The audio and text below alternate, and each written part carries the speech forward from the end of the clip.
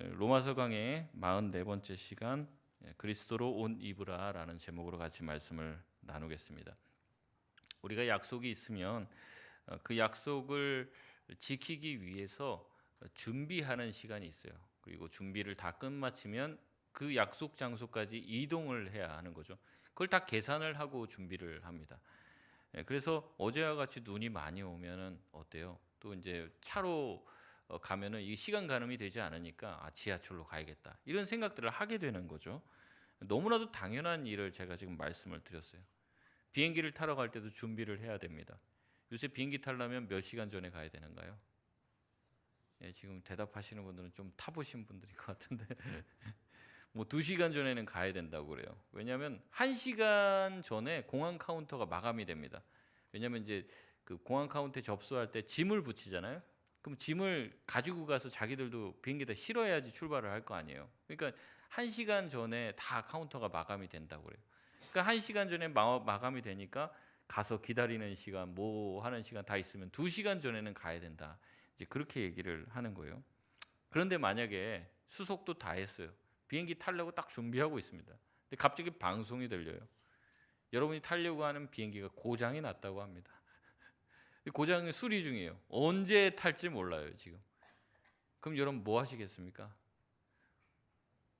뭐 못했던 면세점 갖고 쇼핑이나 하시겠습니까? 근데 비행기가 내가 쇼핑하고 있는데 고쳐졌어요. 그래서 빨리 타라고 지금 10분 안에 다 타서 출발한다고 그러면 안 되잖아요. 그래서 방송도 해요. 뭐 지금 정비 중이다 어찌 됐다 막 얘기하면 곧 갈 거니까 멀리 가지 말고 여기 근처에 있으라고 방송을 한단 말이죠. 그럼 어떻게 해야 돼요? 언제든지 타라고 탑승하면은 바로 탈 수 있을 준비를 하고 대기를 해야 됩니다. 대기. 화장실 갈 때도 불안하죠. 이제 언제 갑자기 출발해 버리면 어떡하나? 내가 못 탈까 봐 이제 걱정을 하게 되는 거죠. 여러분 예수님의 재림도 마찬가지입니다. 예수님이 초림하시고 하늘로 승천하시면서 다시 오시겠다 재림하셨어요. 재림하시겠다 말씀하셨습니다. 근데 그 재림하는 날짜는 특정하지 않으셨어요. 그리고 그 날짜는 아무도 모른다라고 얘기했습니다. 그래서 어떤 단체에서 만약에 안다라고 얘기하면 100%다 이단이에요. 그러니까 알지 못한다고 예수님이 못 박으셨습니다. 근데 어때요? 그날이 도적과 같이 언제 올지 모르지만 그날이 오는데 도적과 같이 오니까 항상 너희들은 깨어 있으라. 소위 말하면 아까 말씀드렸듯이 대기하고 있으라는 겁니다. 고쳐지면 출발할 거니까 언젠지는 우리가 몰라요. 그런데 예수님이 재림하시니까 항상 그것에 대해서 긴장하고 있고 그것을 의식하면서 대기하면서 살아야 된다는 거죠. 그래서 예수님이 재림하실 때 놀라지 않고 기쁨으로 맞이할 수 있는 성도들이 돼야 된다고 얘기하는 거예요. 오늘 사도 바울은 그것에 대해서 얘기합니다. 종말과 재림에 대해서 얘기하며 재림을 준비하는 우리들의 자세가 어때야 하는지를 말하고 있습니다. 오늘 본문 11절 말씀인데요. 우리 같이 한번 읽겠습니다. 시작. 또한 너희가 이 시기를 알거니와 자다가 깰 때가 벌써 되었으니 이는 이제 우리의 구원이 처음 믿을 때보다 가까웠음이라. 아멘. 바울은 우리가 시기, 때를 아는 자들이라고 말합니다. 밤이 깊어졌다가 빛이 비춰지면서 날이 밝아오면은 우리가 이제는 기상할 때가 되었다는 것을 누구나 다 안다라고 말하죠. 우리가 이게 지금은 좀 실제로 좀 피부에 와닿지는 않을 수 있습니다. 왜냐하면 우리는 지금 이제 전등을 켜고 살고 있기 때문에 그렇죠. 근데 바울 시대는 이 비유가 굉장히 와닿았던 거예요. 더글러스 무라고 하는 이 바울 신학자는 이렇게 말하고 있습니다. 인공 조명이 아닌 해에 의지해서 살아갔던 사회에서는 사람들이 동이 트면 일어났다. 특히 고대 근동에서는 열기가 뜨거운 한낮이 되기 전에 해에 두어야 할 일이 산더미같이 많았기 때문에 새벽에 일찍 일어나는 것은 필수적이었다라고 말합니다. 동남아시아 선교를 가보니까 그래요. 그쪽 사람들은요 5시, 6시 이때 다 출근합니다. 왜 그러냐면 낮에는 그 사람들 낮잠 자요. 낮에 너무 뜨겁기 때문에 낮에 일하러 나가면 오히려 병에 걸립니다. 치명적입니다. 그래서 보통 한 11시, 뭐 한 2시 그때까지는 거의 낮잠을 자거나 일을 안 해요. 그러니까 그만큼 일을 하려면 일찍 일어나는 수밖에 없어요. 그래서 5시, 뭐 6시 이때 되면 다 출근을 한단 말이죠. 아침에 뭐 굉장히 일찍 일어나요. 그리고 저녁에도 와서 그렇게 이제 저녁 서늘할 때 일을 많이 하는 거죠. 그러니까 이 뜨거운 태양빛을 피하는 거예요. 그러니까 동이 트기만 하면 이미 다 출근해 있는 상태입니다. 햇볕이 비치면 자다가 햇볕이 비치면 이미 늦은 거예요. 그래서 이것을 알고 그 당시 사람들이 살아갔다는 거죠. 우리가 이렇게 때를 분별할 줄 아는 사람이면 우리가 예수님의 재림이 우리가 처음 믿었을 때보다 가까웠다는 것을 우리가 이미 알고 있을 것이다라고 이야기하고 있어요. 그래서 예수님의 재림이 우리가 생각했던 것보다 가까이 왔다는 거죠. 말은 맞는 말이죠. 어떻게 보면 예수님께서 재림하신 날이 어느 날이 있다면 어쨌든 시간은 가면서 점점 재림에 가까워지고 있기 때문에 그렇습니다. 여기서 약간 이상한 것은 우리 11절 마지막 부분에 이는 이제 우리의 구원이 처음 믿을 때보다 가까웠다라고 얘기하며 이 구원이라고 하는 말, 우리가 이미 구원을 받았다고 생각하는 사람한테 약간 의아한 느낌을 줄 수도 있습니다.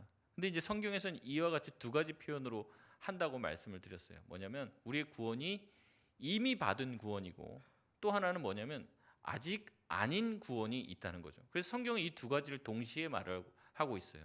그래서 제가 이제 2차 세계 대전의 비유로 말씀을 드렸습니다. 뭐 역사를 잘 모르셔도 되는데 2차 세계 대전에서 연합군이 굉장히 수세에 몰려서 이제 이게 지는 것 아닌가 이런 상황이 됐었어요. 근데 이제 그때 결정적인 군사 작전이 이제 노르망디 상륙 작전이라고 거기서 굉장히 큰 희생을 치르면서 상륙 작전을 과감하게 수행했기 때문에 그걸로 이제 전쟁은 완전히 대세가 기울게 됩니다. 완전히 대세가 뒤집어졌어요.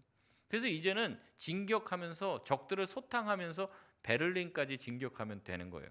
근데 이 결정적인 전쟁을 가리켜서 D-Day라고 붙인 겁니다. 그러니까 아이들도 수학 능력 시험, 이 대학 수학 능력 시험 이 치면서 그 날짜를 뭐 D-Day 해갖고 D 며칠 뭐 이렇게 하잖아요. 디시전 데이, 결정적인 날이라고 해서 이게 어떻게 보면 수능의 성적이 대학 입시에 굉장히 결정적인 거지만 대학 아직 들어간 겁니까? 안 들어간 겁니까? 아직 안 들어간 거예요. 이제는 원서를 그 성적으로 지원해서 들어가야 입학이 되는 거죠. 아무리 좋은 성적을 맞아도 원서를 쓰고 입학하기 전까지는 들어간 게 아니에요. 그래서 어떻게 합니까? 이 D-Day가 있지만 나중에 결정적으로 이 베를린에 진격해서 이 독일의 항복을 받아내고 다 그 지역을 장악하는, 그래서 완전한 승리를 이루는 날이 빅토리 데이란 말이죠. 그래서 D-Day가 있고 빅토리 데이가 있고 요 사이에 이 적들을 소탕해 나가면서 승리를 완전히 이루는 그 기간이 있는데 구원이 마치 그와 같다는 거예요. 우리가 예수를 믿고 구원을 받았지만 아직도 악과 고난이 많은 이 세상 가운데 살고 있습니다.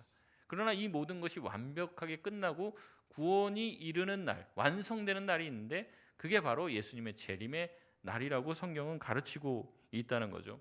그래서 사도 바울은 구원받은 성도들에게 설명하고 있는 거예요. 우리가 구원받았지만 우리가 완벽히 구원을 받은 구원의 완성의 그 날이 이제는 예전보다 처음 믿었을 때보다 가까이 오고 있다는 거예요. 그래서 우리는 깨어서 예수님의 재림을 기억해야 한다는 거죠. 12절에 바울은 계속해서 설명합니다. 밤이 깊었기 때문에 우리가 아침이 온다는 것을 알아야 한다는 거죠. 세상이 더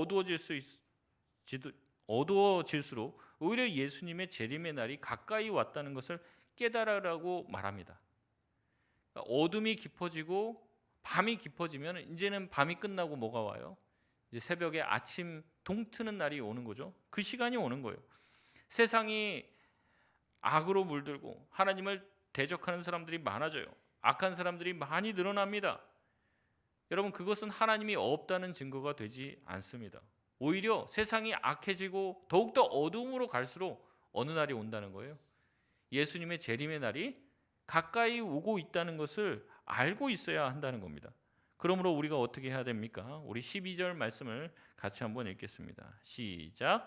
밤이 깊고 낮이 가까웠으니 그러므로 우리가 어둠의 일을 벗고 빛의 갑옷을 입자. 아멘. 밤이 깊고 낮이 가까워요. 이제 예수님의 재림의 날이 점점 가까이 오고 있으니 우리가 해야 될 일은 두 가지입니다. 처음에는 내가 원래 입고 있던 어둠의 일을 벗는 것이고, 두 번째는 뭐예요? 빛의 갑옷을 입는 것입니다. 14절에도 같은 말씀이 나오는데 주 예수로 옷 입고 너희의 정욕을 위해 육신의 일을 도모하지 말라라고 얘기하며 같은 얘기를 하고 있습니다. 우리가 그리스도로 옷 입고 빛의 갑옷을 입기 위해서는 먼저 내가 입고 있던 옷을 벗어야 되는데, 내가 먼저 입고 있던 옷이 뭐냐면 어둠의 일을 벗는 것이 필요하다는 거죠. 그래서 바울은 예수님의 재림을 앞둔 우리가 준비해야 될 두 가지가 있는데, 그 첫 번째가 어둠의 일을 벗는 것이다라고 말을 하고 있습니다. 그러면 어둠의 일은 무엇일까요? 우리 13절 말씀 같이 한번 읽겠습니다. 시작. 낮에와 같이 단정히 행하고 방탕하거나 술 취하지 말며 호색하지 말며 다투거나 시기하지 말고. 아멘. 새 옷을 입기 위해서는 먼저 입고 있던 낡은 옷을 벗어야 하죠. 낡은 옷을 벗지 않으면 새 옷을 입을 수가 없습니다. 우리가 벗어야 되는 낡은 옷은 어둠의 일이죠. 이 어둠의 일을 13절에 세 가지 카테고리로 설명을 하고 있는데, 첫 번째 카테고리는 방탕과 술 취함입니다. 성경은 항상 술 취함과 방탕을 세트로 말하고 있어요. 술 취하지 말라, 이는 방탕한 것이다 라고 말씀하고 있으며, 갈라디아서 5장 21절의 말씀에 보면 투기와 술 취함과 방탕함과 또 그와 같은 것이라 전에 너희에게 경계한 것 같이 경계하노니 이런 일을 하는 자들은 하나님의 나라를 유업으로 받지 못할 것이라고 말씀하고 있습니다. 베드로전서 4장 3절도 말합니다. 너희가 음란과 정욕과 술 취함과 방탕과 향락과 무법한 우상 숭배를 하여 이방인의 뜻을 따라 행한 것은 지나간 때로 족하다라고 말씀합니다. 방탕하다는 단어는요, 코모스라고 하는 단어예요. 이 단어는요, 그 말대로 어원이 뭐냐면 축제입니다. 축제. 근데 축제라는 단어가 방탕이라는 단어로 이게 번역이 되는 거예요. 여러분, 왜 축제가 방탕한 겁니까? 축제가 왜 뭐가 문제냐는 거죠. 근데 우리가 생각하는 축제랑 약간은 다릅니다. 그 당시에 이런 축제는 이 코모스라고 하는 것은 무엇이냐면 술의 신인 바카스 신을 모시고 서로 잔뜩 취해서 이성과 또 친구들과 무절제한 연애를 여는 것을 이 축제라고 불렀어요. 이 유흥을 통해서 제어되지 않는 음주로 인해서 실수하는 일들이 많았습니다. 사도 바울은 이것이 어둠의 일이라고 말하며 이런 삶을 청산하라고 말하고 있습니다. 특별히 술에 대해서는 설명이 많이 필요하죠. 해야 될 말들이 많이 있습니다. 그러나 그런 것들은 다 차치하고 교회사적으로 말씀을 드리면, 우리나라 같은 경우도 처음에는 술, 담배에 대해서 그리 이렇게 엄하게 규율하지 않았습니다. 근데 우리나라에 온 선교사들이 보니까 안 되겠는 거예요. 그래서 어떻게 하냐면 이 감리교회 조이스 감독은 그의 기록 최초로 1897년에 이렇게 얘기합니다. 우리 몸이 하나님의 거룩한 성전이기 때문에 조선에 있는 그리스도인들은 술, 담배를 하지 말아야 한다. 이것을 기록으로 남겼어요. 1900년 감리교회 존스 선교사는요, 전도인과 속장들의 모임에서 술을 마시는 교우들을 즉시 출교하겠다라고 경고했습니다. 그리고 그것을 기록으로 남겼습니다. 장로교도 마찬가지입니다. 세문안교회는 음주자를 치리했으며 교회는 음주 행위를 사중적 범죄라고 규정했습니다. 첫 번째는 하나님께 범죄하는 것이요, 두 번째는 교회법을 어기는 것이요, 세 번째는 부모, 형제, 처자에게 광언지설하는 것이요. 이 광언지설이 뭐예요? 술주정한다는 거죠. 네 번째는 뭡니까? 자기의 몸을 망하게 하는 일이기 때문에 사중적 범죄로 규정하며 하지 말라고 얘기했습니다. 여러분 아시는지 모르겠지만 우리 대한예수교 장로회 합동측 교회 안에 있는 세례교인 문답서에 보면은 술, 담배를 하지 말라고 되어 있습니다. 규정이 되어 있다는 거죠. 술 마신다고 천국 못 가는 것은 아닙니다. 그러나 성도라면 절주와 금주와 계주의 가르침을 받아야 합니다. 술이 나로 하여금 방탕함에 이르지 않도록 자신을 적절하게 통제해야 할 줄 알아야 한다는 것이죠.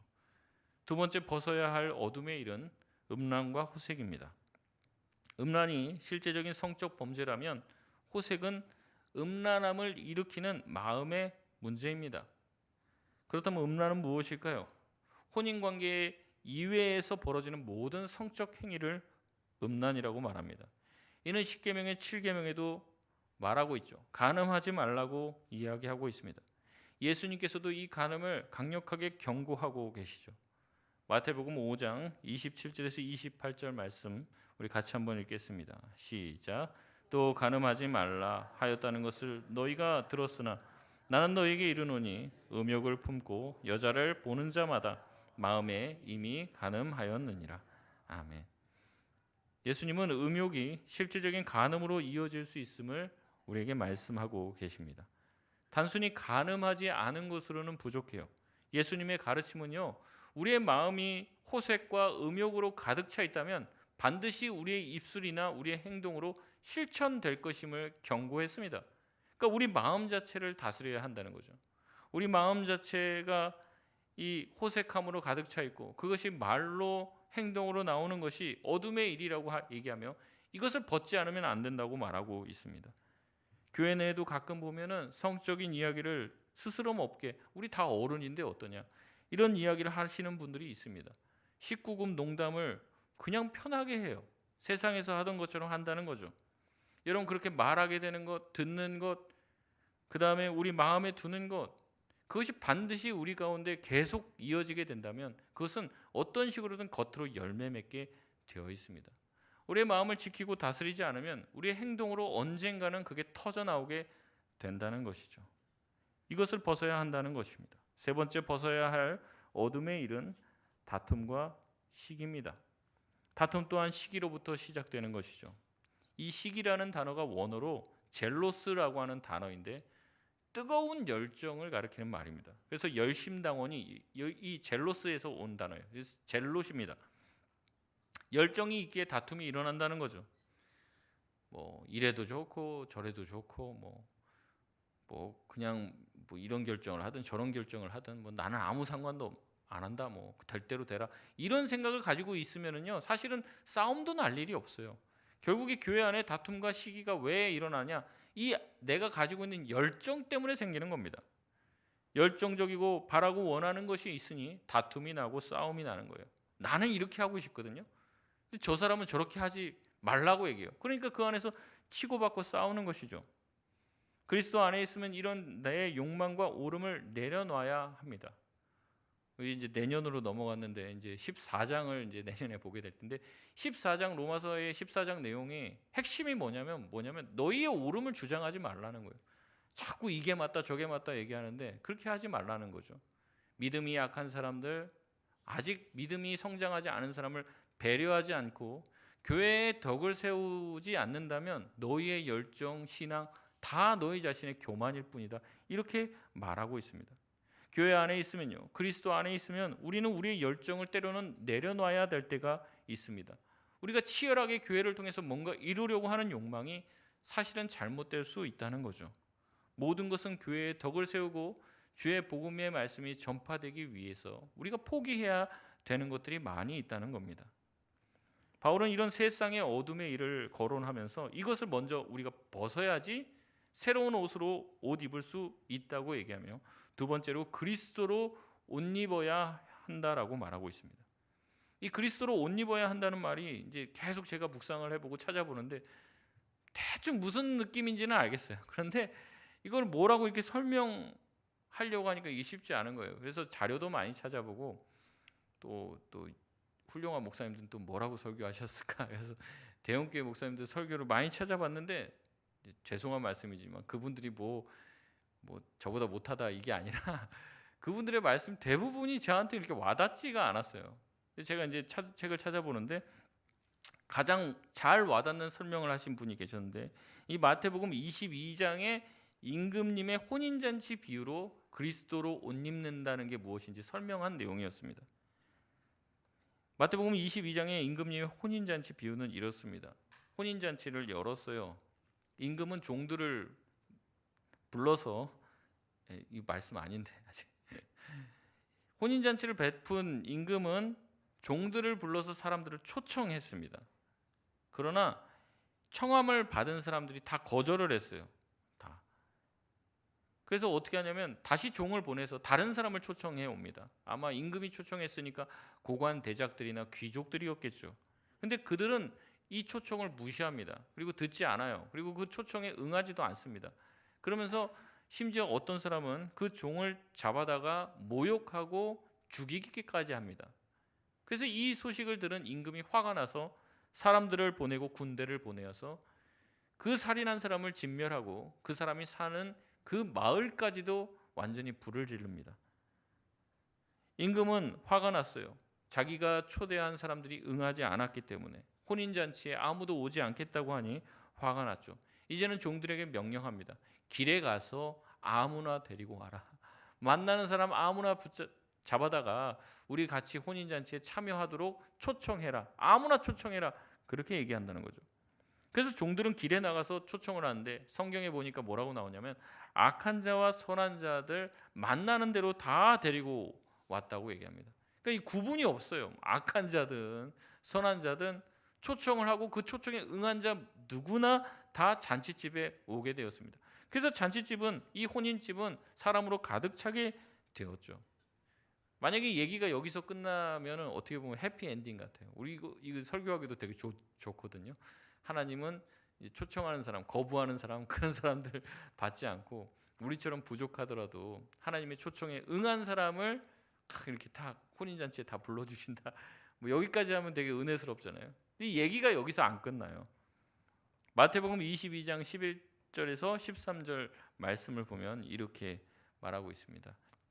임금이 손님들을 보러 들어올세 거기서 예복을 입지 않은 한 사람을 보고 이르되 친구여 어찌하여 예복을 입지 않고 여기 들어왔느냐 하니 그가 아무 말도 못하거늘. 13절 말씀입니다. 같이 읽겠습니다. 임금이 사환들에게 말하되 그 손발을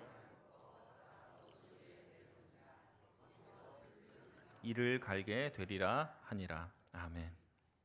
저는 이 비유가 굉장히 의아했습니다. 왜냐하면 종들에게 나가서 준비도 안 된 사람들이에요. 길가에서 사람들을 마구잡이로 초청을 했습니다.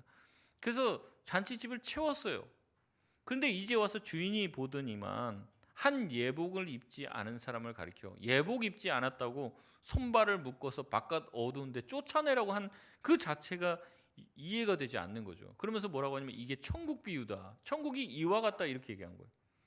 이게 도대체 무슨 소린가? 오라고 해서 왔더니만 예복 안 입었다고 쫓아난다는 거죠. 몇 가지 추측할 수 있는 것은 이 당시에 아마 이런 잔치집이라든지 어떤 이런 특별한 행사가 있을 때는 그 격식에 맞는 예복을 반드시 입어야 한다는 게 일반적인 룰이었다는 거예요. 근데 그걸로만 다 이해가 되지 않았습니다. 제가 이제 좀 자료를 찾아보니까 그런 내용이 있더라고요. 뭐냐면 문화적 배경을 보면은 형편상 예복을 입지 못하는 사람들이 많이 있었다는 거예요. 가난한 사람들은 예복을 사지도 못해요. 자기 입는 것도 겨우 입는데 무슨 예복까지 가지고 있습니까? 그래서 어떻게 했냐면 이 잔치를 배설하고 준비한 사람은 항상 예복 또한 갖추고 있어야 된다는 거예요.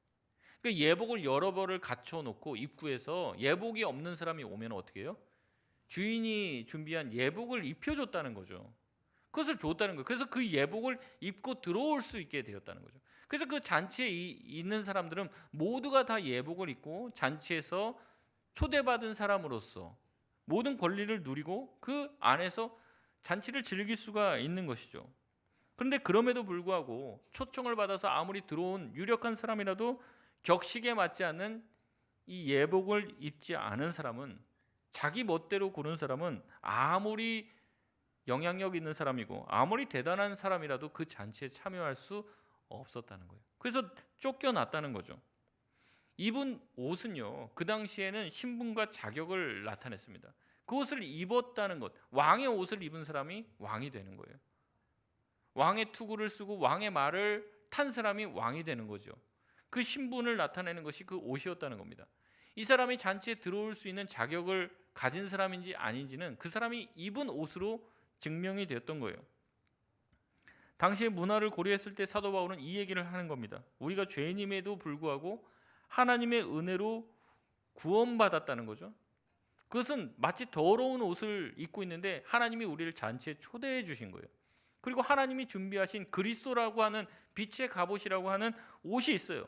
그럼 우리는 그 잔치집에 들어갈 때 어떻게 해야 됩니까? 우리의 옷을 벗고 그리스도로 옷 입고 빛의 갑옷으로 옷 입어야 한다는 거죠. 그럼으로써 그 그리스도를 옷 입으로 말미암아 우리는 여전히 죄인인데도 불구하고 그 옷을 입었기 때문에 우리를 의롭다고 여겨주는, 칭의해 주는 거죠. 의롭다고, 의인이라고 불러주시는 거죠. 그렇기 때문에 우리는 더 이상 죄를 짓지 말아야 된다고 하는 것을 강조하는 겁니다. 우리가 어둠에 있었던 어둠의 자녀들이었고 어둠에서 어둠의 일을 하던 사람이었지만 이젠 빛으로 부르심을 받았다는 거예요. 예수님께서 곧 재림하신다는 거죠. 그때도 계속 어둠의 일을, 어둠의 옷을 입고 있을 거냐는 거죠. 우리가 잔치에 초대를 받았다면 그리스도로 옷 입고 그리스도를 옷 입은 사람으로서 이 땅 가운데서 살아가야 한다는 겁니다. 근데 거기에는 관심이 없고 여전히 내가 이 땅에서 살던 방식대로 어둠의 일을 하면서 사는 것은 그리스도로 옷 입지 않은 것이에요. 그러면 임금이 와서 쭉 둘러봤을 때 다른 사람들은 다 예복을 입었습니다. 근데 어떻게 돼요? 나는 예복을 입지 않았어요. 그럼 어떻게 된다는 겁니까? 쫓겨날 수 있다는 거죠. 그것을 경고하고 있는 거예요. 바울은 굉장히 단호하게 얘기합니다. 우리가 어둠의 일을 벗고 그리스도로 옷 입지 않으면 안 된다고 말해요. 왜냐하면 예수님이 재림하실 날이 우리가 처음 믿을 때보다 더 가까이 왔기 때문에 그렇다는 거죠. 그래서 우리는 그리스도로 살아야 되고 예수님을 닮아가야 되고 예수님이 말씀하시는 대로 살아야 합니다. 그런데도 불구하고 우리는 자꾸 얘기를 하는 거예요. 내가 부족해서, 아직 내가 아직 끊지 못한 것들이 있어서, 아직 내 욕심이 내가 좀 하고 싶은 것들도 많고 갖고 싶은 것들도 많고, 그래서 내가 예수님을 닮아가는 게 참 어렵습니다라고 얘기할 수 있어요. 그럼 제가 한번 거꾸로 물어보겠습니다. 도대체 언제쯤 예수님을 닮아갈 예정이십니까? 한번 5년 후면 예수님을 더 닮아가실 것 같아요? 여러분 한 10년 후면 예수님을 더 닮아가실 예정이십니까?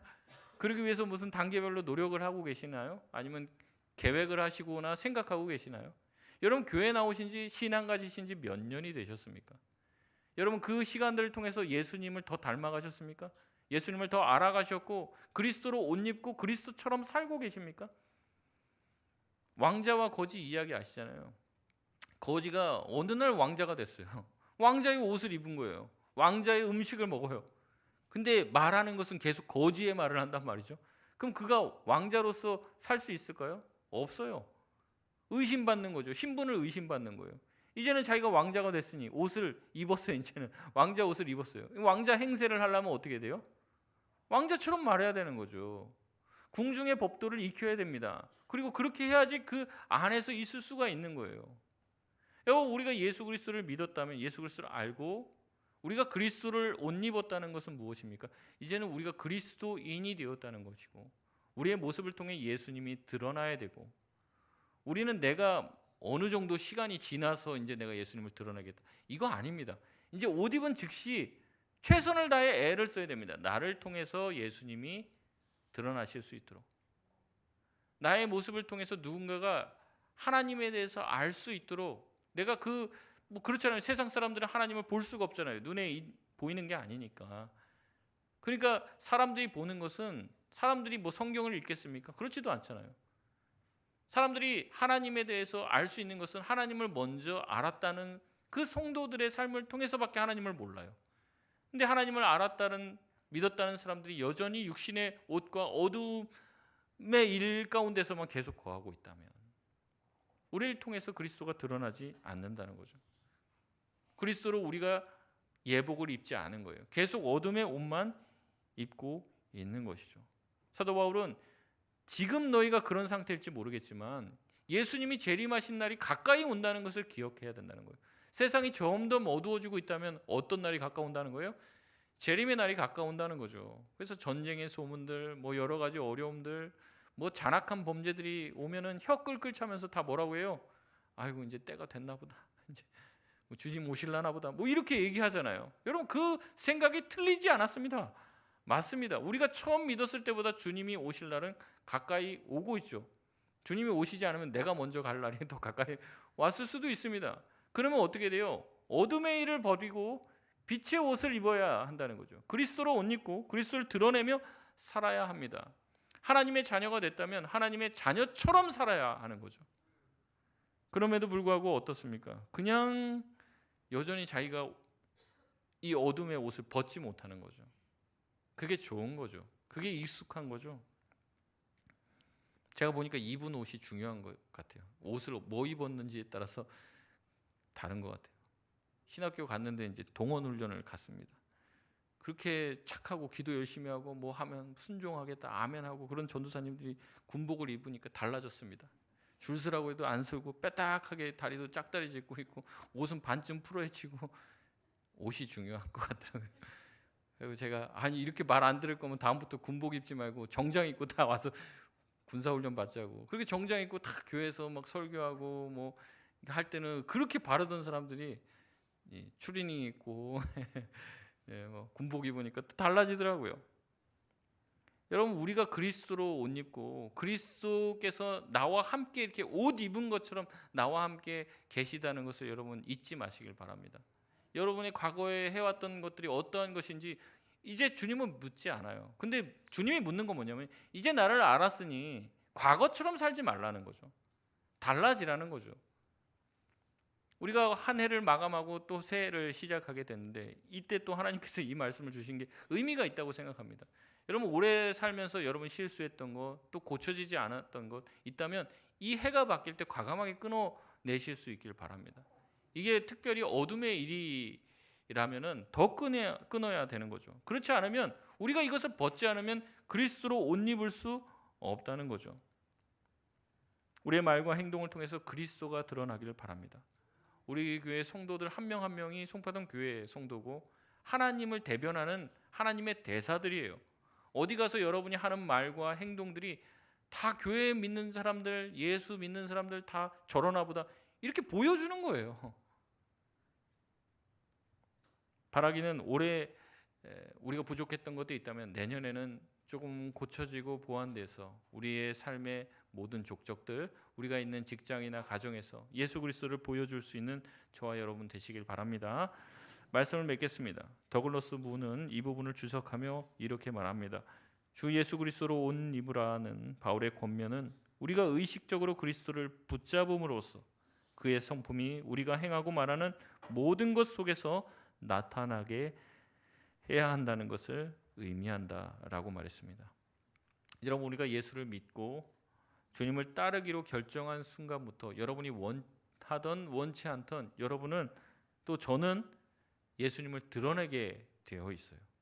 과거에 했던 습관처럼 해서는 안 됩니다. 그것은 어둠의 옷이요. 이 옷을 벗고 그리스도로 새로 옷 입으시길 바랍니다. 우리가 그리스도인, 모범적인 그리스도인 예수님의 제자하면 머릿속에 떠오르는 그 그림 있잖아요.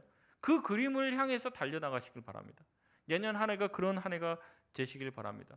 우리 교회가 누가 봐도 정말로 예수님을 따라가는 교회로 세상 사람들에게 비춰지고 우리 교회가 이 곳에 있는 것으로 이 지역에 있는 사람들이 참 송파동 교회가 있어서 참 감사하다, 다행이다, 참 좋다 이런 얘기를 들어야지 교회가 있다가 또 없어지고 뭐 없어졌나 보다, 있으면 있나 보다, 있으나 마나한 교회가 되면 안 되잖아요. 예수 그리스도가 있으나 마나한 존재가 되면 안 되는 것처럼 우리가 이 지역에서 이곳에서 그리스도로 옷 입은 교회가 될 때 우리 교회를 통해서 많은 사람들이 예수님을 만나고 주님께로 돌아오게 될 줄 믿습니다.